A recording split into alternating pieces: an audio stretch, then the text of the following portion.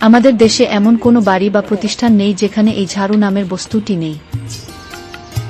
কিন্তু আমরা কেউ কি জানি যে এই একটি ঝাড়ু তৈরি করতে কতজন লোক বা শ্রমিকের পরিশ্রমের মাধ্যমে তৈরি হয় একটি ঝাড়ু?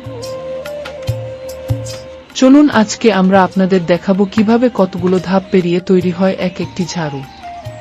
প্রথম ধাপে শলাকা বা ঝাড়ুর কাঠিগুলো পরিমাণ ও আকার বেঁধে আলাদা আলাদা করতে হয়। এই কাজটি একজন করে থাকেন।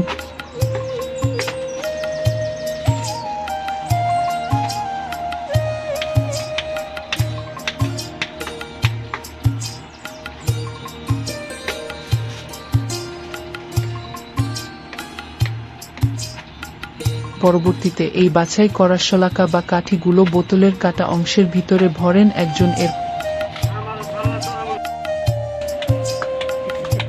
এরপর আরেকজন এটার জন্য হালদি বা বাঁশের কুঞ্চির মধ্যে মোড়ানো একটা বস্তু তৈরি করে, যেটার মাধ্যমে ঝাড়ুটা ফুলে থাকে এবং শক্ত হয়ে থাকে।